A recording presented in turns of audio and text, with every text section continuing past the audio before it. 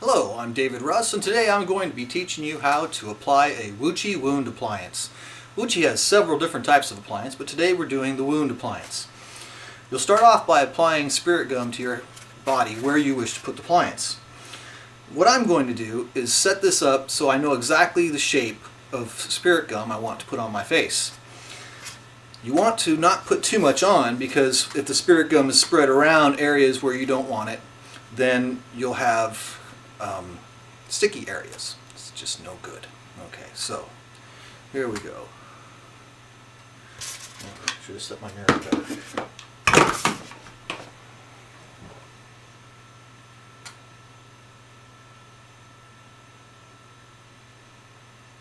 So what I'm doing is using a eyebrow pencil to mark around the area. And it doesn't have to be too big. In fact, it shouldn't be off colors or too much all at once. Just kind of to give you a general idea of where you want to put your spirit gum.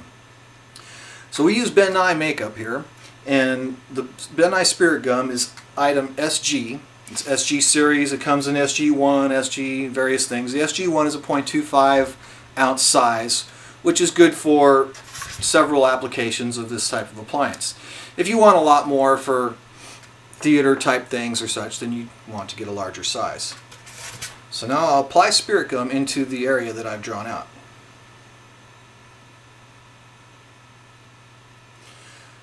So you just apply a good amount there. You don't want to drip it, but you do want a good layer so that it will hold on. Spirit gum is really good for holding small appliances or mustaches, occasionally a beard, mainly for short periods of time, up to a couple hours.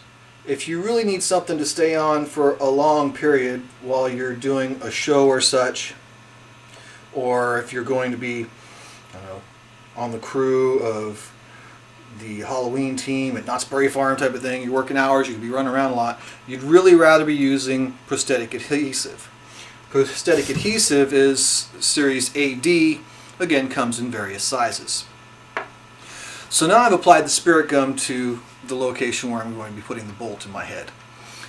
You need to wait about 1 minute for the spirit gum to become tacky, and you'll know that it's ready when you touch it and kind of little strings come off. Well, while we're waiting for that, I want to explain to you some things about the Bloody Bolt that I'll be using today. This is a latex rubber appliance that comes almost ready to use. When you receive this, it will have this excess screen on it around the edge. You can see the screen there. That you'll be cutting off with your scissors to make it more like the one I have here, where I've already trimmed it. That screen is what actually contacts your spirit gum and holds on. Various other Woochie appliances come with more of a scalloped edge, like here on the broken bone, or on the werewolf nose and chin. Woochie makes lots of appliances. If you go to our website and search appliances, you'll find various different ones: broken bones, slit throats, everlasting kiss, little vampire thing. It's things like that. There's a lot more. The witch nose that's huge, you got a giant wart on it, and all those things. Some of them come colored, like the werewolf, but the witch one is flesh colored because it assumes you may want to use your own coloring rather than going with the classic green, or various things. Maybe people have skins of different colors at that point. So now I'm ready to check my spirit gum and see if it's ready.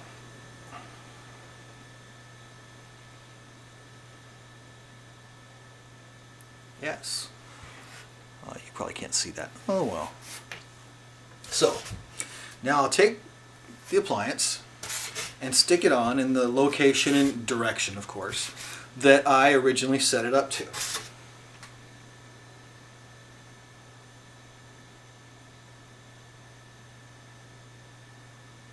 And then press it down firmly. The nice thing about spirit gum is you don't have to hold it for any length of time when you apply it. You just need to press it down firmly. With the prosthetic adhesive, you'll need to hold it there for 10 to 30 seconds to let it bond. So now I've got the bolt stuck to my head. See? And it looks fairly realistic. These bolts come with a raised skin area, because if this went into your skin, boom, you know, you'd have this welt. So they create that there with it. There's other ones, Glass Attack and such, that are made differently. But this one is this way. So now we're going to apply some makeup to give this a more realistic look. If you had a bolt jammed into your head, of course, you would have some bruising around there. So we're going to use the Bend Nye Cuts and Bruise wheel. This is CK3. It has 4 colors in it, and as you can see, our colors are a little smeared. Tends to happen sometimes when you use it. Don't be afraid, it won't hurt you. Okay, so the way that, oh, so that red stuff was on the cover. It's not as ugly as we thought. Okay, so the way bruises work is the darkest part is at the center of the damage. And as you move away from the damage, it becomes lighter. So we'll apply the makeup in our Cuts and Bruise wheel with a NS stipple sponge. This is basically a porous, very porous sponge. The purpose of using a stipple sponge is to not apply too much makeup. The point that it's porous and has various little points on it makes it give you little dots of makeup rather than a smear. The Bend Nye makeup is very pigmented, so if you get too much on there, you're just going to look like a flag or something. We want you to look bruised. So just lightly, you know, when you're bruised, you're still got some of your skin color, especially as you get toward the outside. So we'll start with the darkest colors. Here, the darkest color would be the blue. Nope, blue on this side.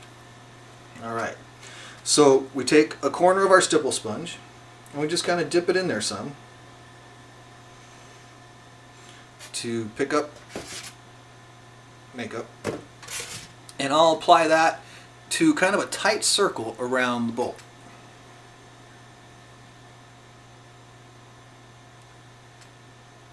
I'm trying to use the very corner of this because I don't want that dark area to go too far out.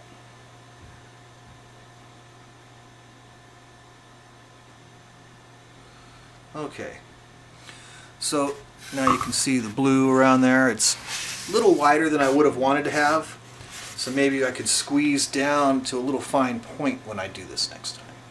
You try that. Alright, so now I'll grab another corner of this same stipple sponge. It doesn't have the blue on it. And I'll go for the red. Red being the next darkest color. I can't get my left and right straight, can I? And in the bruise wheel. Okay, so I dip it in to the bruise wheel. Alright. And now I'll apply that slightly overlapping the blue, but just outside of it.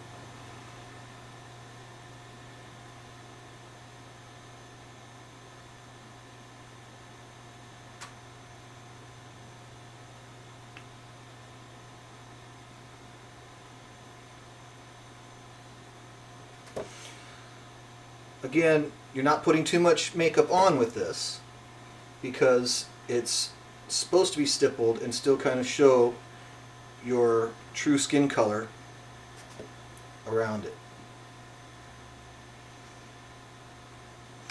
Alright, so now you can see the red around the blue. It's starting to look kind of bruised. It'll look even better when we get to the last part of mixing it up. Alright, so then the next color of our bruising would be green. Hey, I got that right that time. Alright, grabbing another corner of the stipple sponge, so we don't mix our colors up, and I'll dip that into the green. As you get to the green and yellow, you can go a little wider. Now this thing's getting too big for me already as far as I'm concerned, but depending on your bruise and how you set up, generally your areas outside healing, so to speak, or less damage, will be the green and yellow, and that tends to be bigger areas than your central dark areas of damage. So I'm getting in all this wound science going on. Now the green, slightly overlapping the blue, but outside of it. I mean red.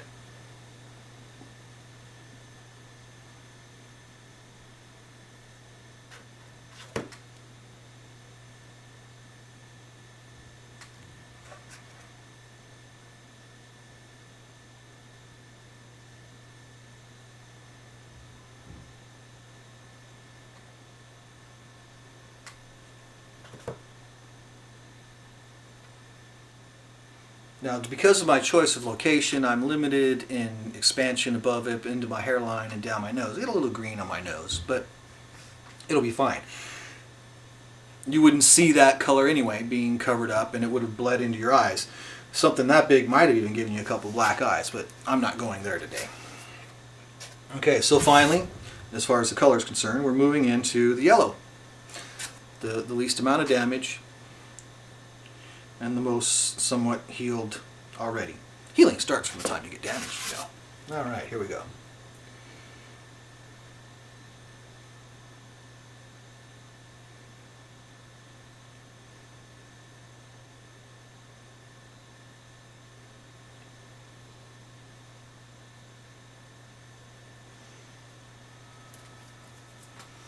Alright, so this is what it looks like so far. And you can see the colors fading out. A little bit of the green and yellow down to my nose, and I'll be stepping into smearing that around now. What we do is we just take the stipple sponge and try not to hit any of the colors that we've used, because you'll just be adding that in, and you're going to kind of blend it. I like to blend from the inside out so that we're not swirling around. You want to maintain that color scheme that you laid out to begin with. So we just kind of lightly blur this stuff out. You don't want to rub real hard, but you do want to make it look like the colors are a solid, a smooth fade from dark to light.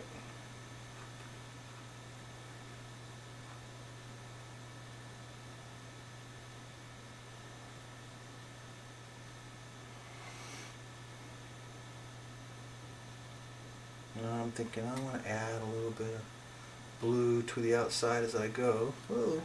Drop the sponge. I hate it when that happens. Alright.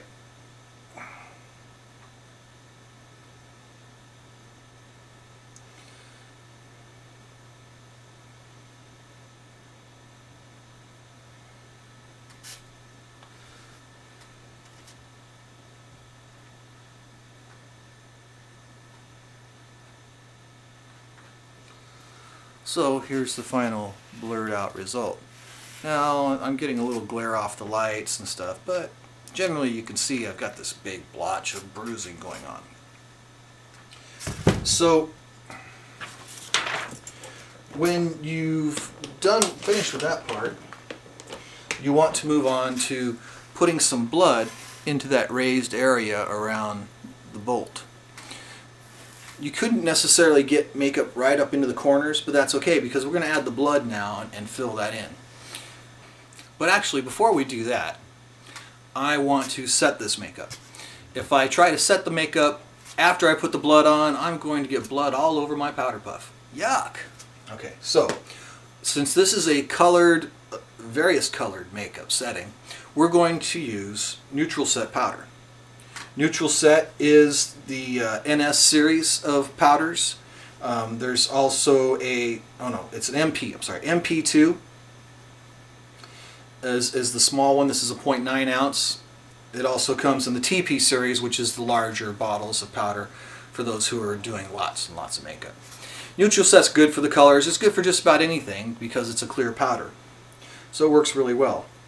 So the way we do this is we open up our powder and we dump powder onto the puff, down onto the puff, and then you work it into the puff so that it's not just a big blob of stuff sitting there. Now I'm not using a whole lot of powder, and I'm trying to stay to the outside edge because this isn't a huge makeup job. So we're just going to kind of pat some on there. We don't want a ton, and you don't want to press it in because once again you'll get makeup on your puff.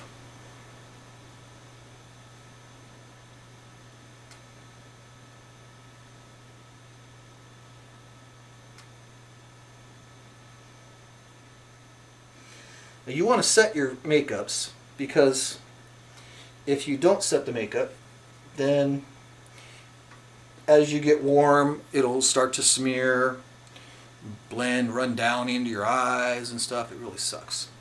So this way it locks it in and keeps it from smearing or getting on other people too, because the makeups are a cream and putting the powder in it makes it become kind of a solid. Alright, so now we're ready for the blood.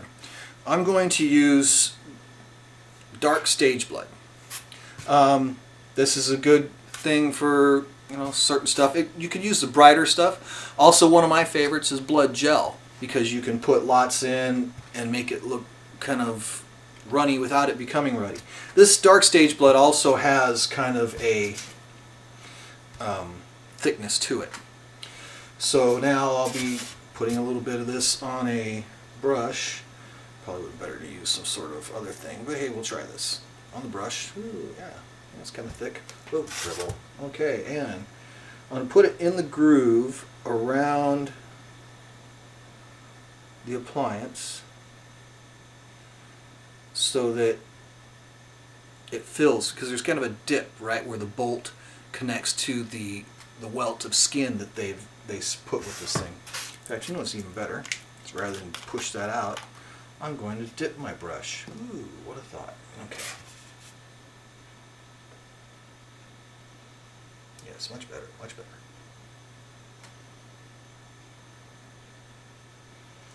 Ooh.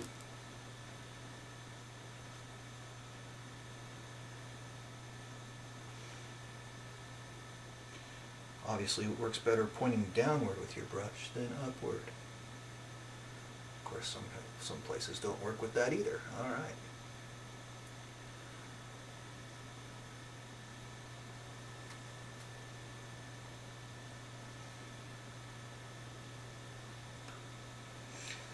So again, this is just in the groove I'm doing right now. And you can see the blood around the bolt.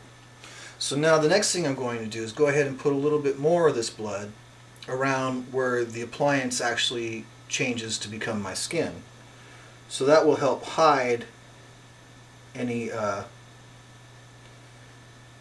places where I missed makeup right next to the appliance, or anomalies that just don't appear right. Ooh, I keep dripping blood. Imagine I might if I had this in my head, wouldn't I? Okay, oh, damn, I am just dripping crazy. So, as you see, I've got a couple of drips running down my face here. I'm looking pretty authentic. And that's putting on a bloody bolt. So now, for the record, once you have this on, you've got that spirit gum all over you, at least on the spot that you put it. That's going to leave a bit of a residue right there where the spirit gum was. Here, let me show you. You may not see that residue much, but it's there. It's kind of flaky and a little sticky, weird.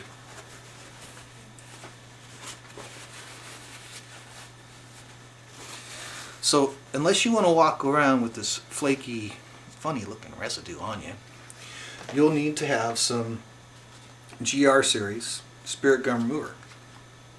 And it's really quite simple. You'll just put a little on a cotton ball or a paper towel or such. And remove the spirit gum. Usually you'd remove the makeup first, but I was just trying to give you a show here. It even kind of works to remove the makeup. Alright, so that's how to apply a Woochie appliance, a wound appliance. Come back another time, we'll show you how to do the ones with the scalloped edges to blend them into your skin. Until next time, this is David Russ from FantasyCostume.com.